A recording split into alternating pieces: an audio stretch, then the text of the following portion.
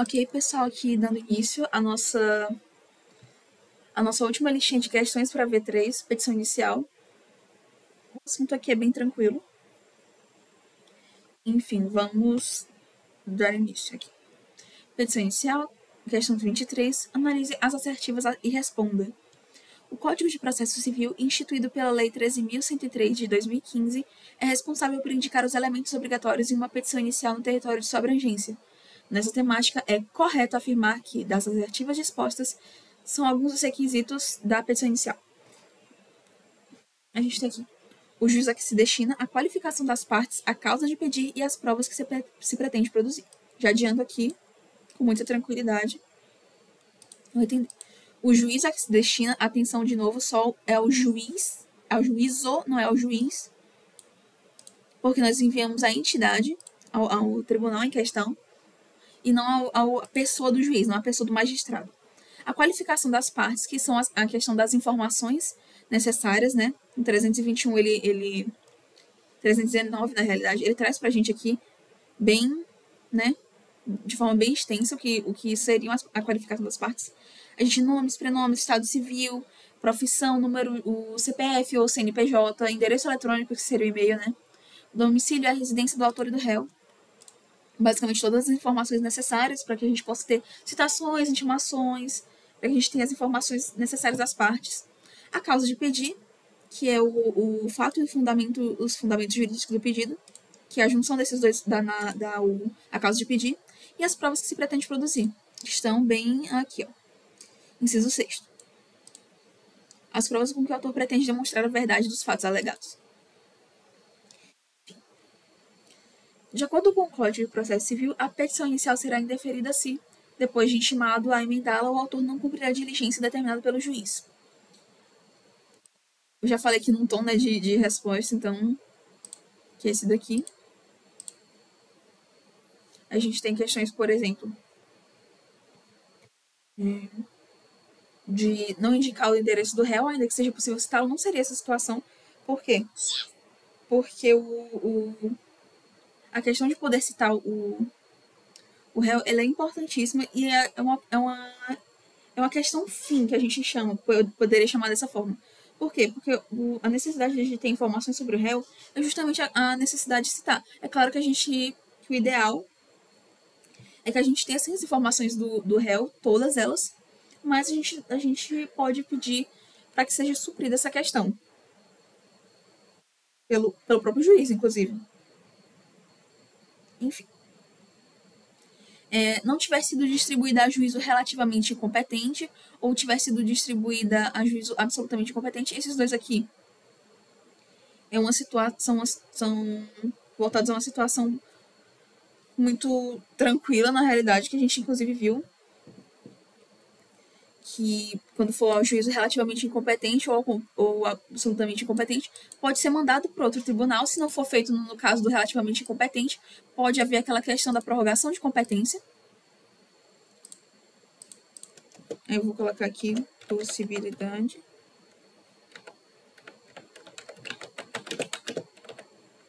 de prorrogação.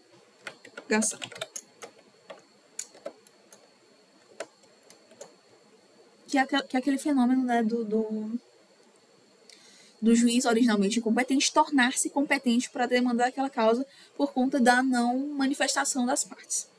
E a questão do autor demandar quantia líquida, isso seria, gente, voltado ao pedido genérico, que a gente tem algumas situações em que o autor pode sim pode demandar uma quantia líquida. Seria uma situação de que não se pode apurar logo de início os valores a serem pagos.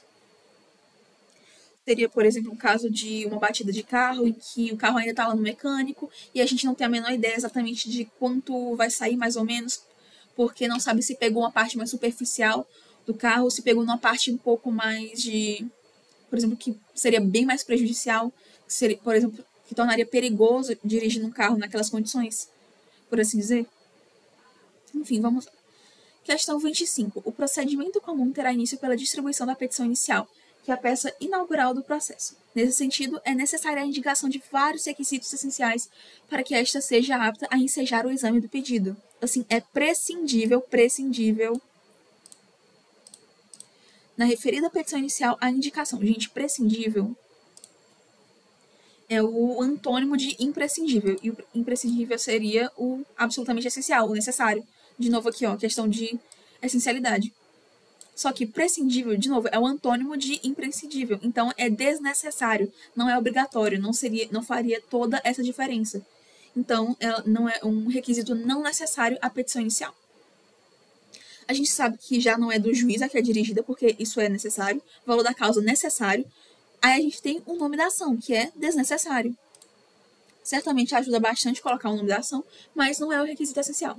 A gente tem a questão das provas e a opção do autor pela realização de audiência de mediação.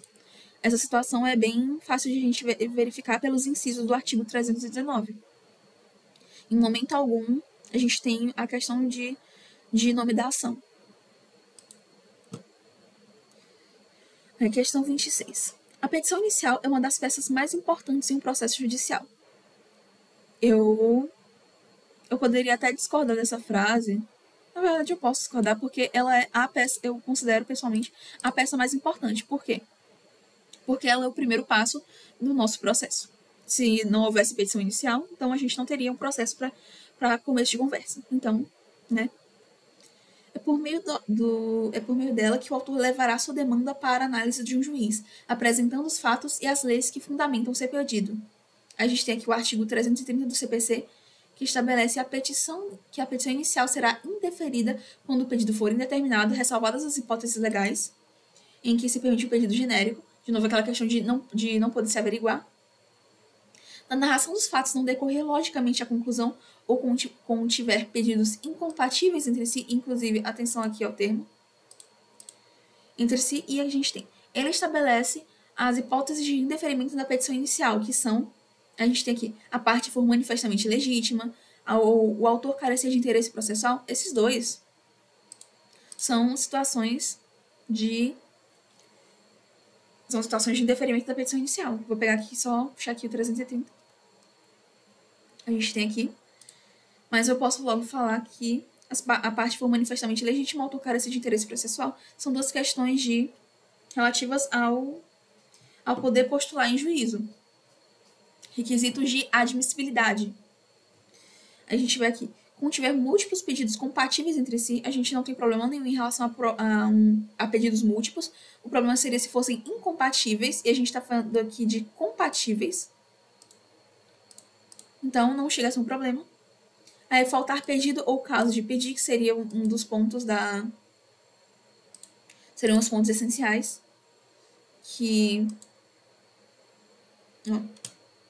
Faltar pedido ou caso de pedir. Bem aqui, ó. Inciso 1º, parágrafo 1º do artigo 330. Seria, inclusive, um caso de inépcia. Considera-se inepta a petição inicial, quando a gente tem aqui inépcia. Enfim. A petição inicial será indeferida quando for incompleta. Ai, perdão, eu coloquei aqui o negócio errado.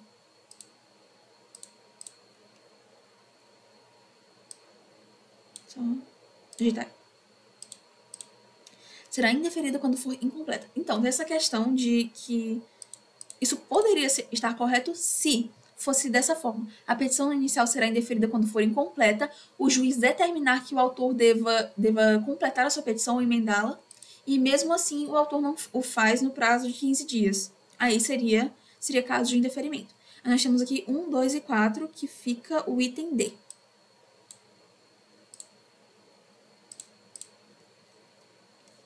Aí nós temos a questão 27, que diz: o juiz poderá julgar liminarmente improcedente o pedido que contrariar. Vou só colocar aqui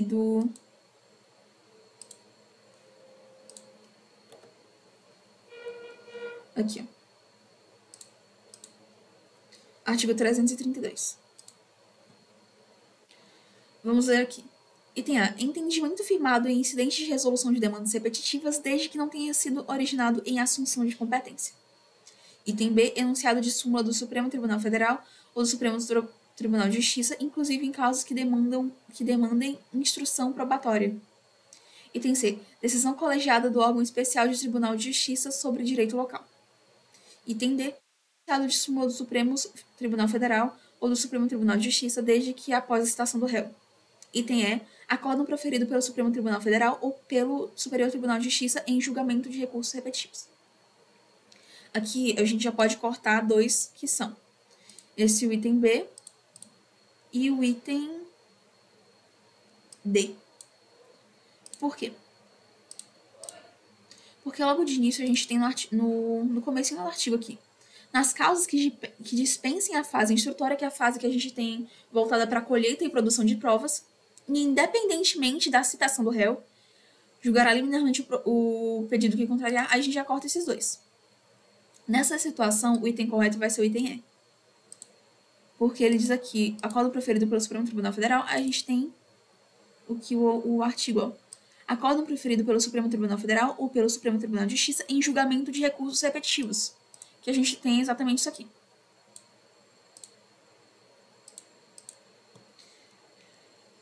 Dando continuidade. 28. De acordo com as disposições do Código de Processo Civil sobre o processo de conhecimento, julgue o item. Uma vez deferida a petição inicial e determinada a citação do réu, é vedado ao autor alterar o pedido ou a causa de pedir. E isso está errado. Por quê? 329, gente. O autor poderá, só um instantinho, poderá até a citação aditar ou alterar o pedido ou a causa de pedir, independentemente de consentimento do réu. Aí a gente tem aqui uma situação e determinar a citação do réu, então foi depois da citação do réu, então não conta logo, então já não temos a situação do inciso 1º. A gente vai ter a situação do inciso 2º, que vai ser até o sanamento do processo, aditar ou alterar o pedido e a causa de pedir com o consentimento do réu, assegurando o contraditório mediante a possibilidade de manifestação deste no prazo mínimo de 15 dias, facultando o requerimento de prova suplementar. Inclusive, a gente pode aplicar isso à convenção. Aí nós temos aqui exemplo de defesa indireta de mérito deduzida em contestação, a gente tem aqui a prescrição. Por quê? Porque a prescrição, ela trata da questão de defesa indireta do mérito, seria uma causa extintiva do direito. Porque já passou a prescrição e decadência, questões de prazo, né? Aí seria um exemplo de defesa indireta da contestação.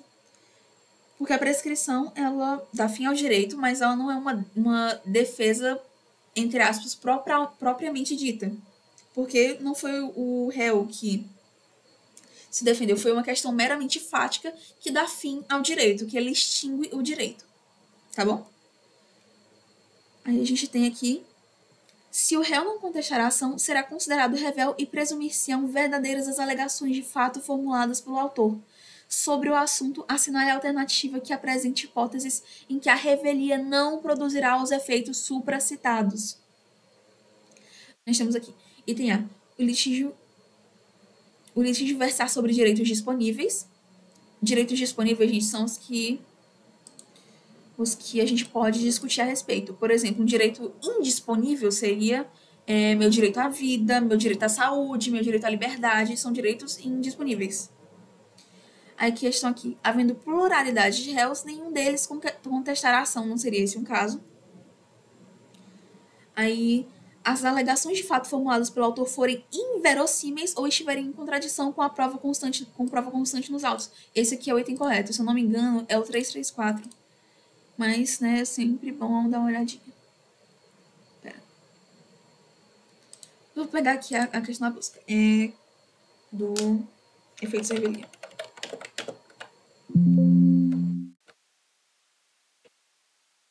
Aqui, ó, a não incidência dos efeitos da revelia. Ah, tava pertinho, só me confundi um pouco.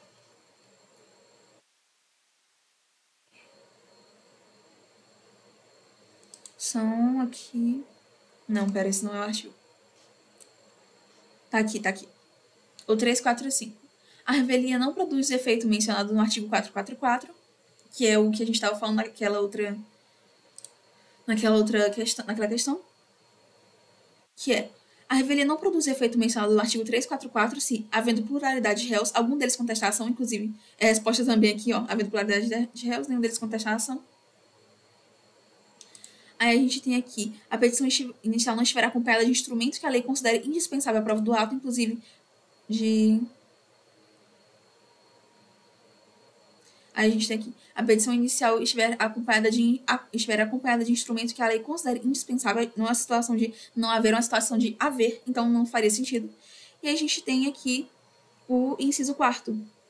Inclusive aqui o outro, o litígio versar sobre direitos indisponíveis.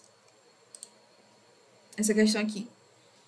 Aí a gente tem as alegações de fato formuladas pelo autor forem inverossímeis ou estiverem em contradição com prova constante nos autos. Seria uma situação de você está falando essa coisa, mas isso aqui não faz sentido, ou está indo contra as provas que você me apresentou. Então você provavelmente está agindo de má fé, você está mentindo, então eu não vou, né, prejudicar o réu, porque você obviamente está de má fé. Aí o 31. Questão 31. Em uma demanda civil de procedimento comum, o magistrado determina a emenda da petição inicial, mas esse ato não é produzido pelo autor. Nesse caso, o magistrado vai extinguir o processo sem o julgamento de mérito. Por quê? Porque para o julgamento de mérito acontecer, o juiz tem que, né, dar aquela olhada na situação toda fática, tem que ser uma situação de que o réu venha, todo mundo, né, faça tudo certinho, que o processo de fato aconteça. Só que, como a petição inicial não foi emendada, o processo simplesmente vai ser extinto sem o julgamento de mérito, porque, convenhamos, o juiz não vai se dar o trabalho de verificar o mérito de uma situação em que não foi preenchido um requisito básico, que era uma emenda de uma petição que estava incompleta, que poderia prejudicar ou dificultar, ou até impedir o julgamento, né? Então, a gente tem aqui, conforme o Código de Processo Civil, será inepta a petição inicial, caso... Aí a gente tem os casos do 330. Parágrafo 1º do 330 e os incisos do parágrafo 1º do 330. A gente tem que faltar de pedido, ou caso de pedido logo no item A é o item correto. Aí aqui a gente tem